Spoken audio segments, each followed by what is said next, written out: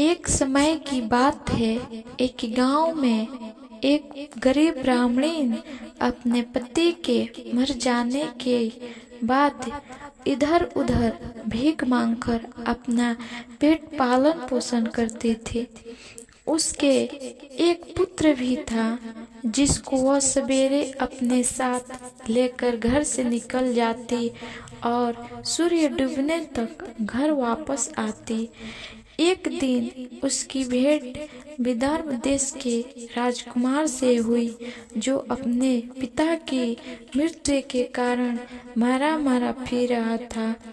ब्राह्मण को उसकी दशा देखकर उस पर दया आ गई। वह उसे अपने घर ले आई और प्रदोष व्रत करने लगी।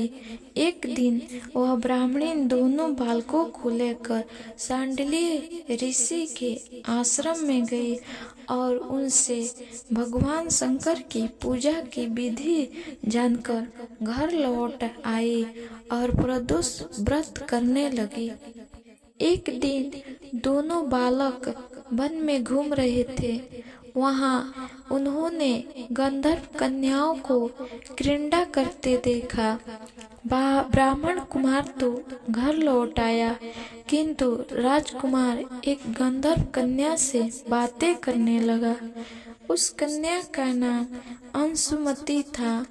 उस दिन राजकुमार घर देरी से लौटा।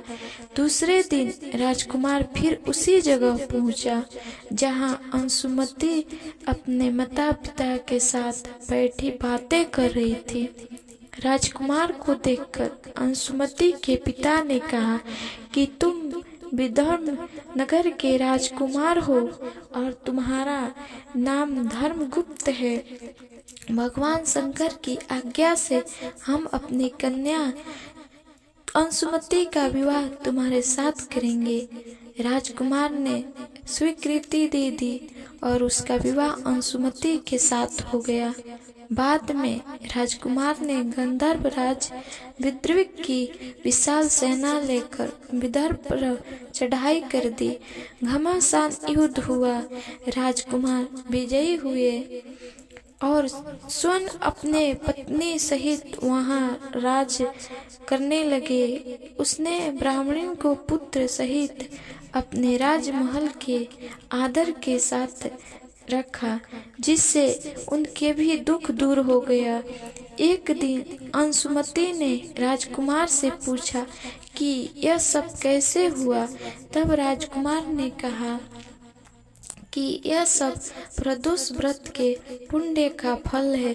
उसी दिन से प्रदोष व्रत का महत्व बढ़ गया। इस व्रत के मुख्य देवता आशुतोष भगवान शंकर माने जाते हैं। शंकर भगवान का दिन सोमवार होने के कारण इस दिन पड़ने वाला प्रदोष सोम प्रदोष विशेष महत्वपूर्ण माना जाता है।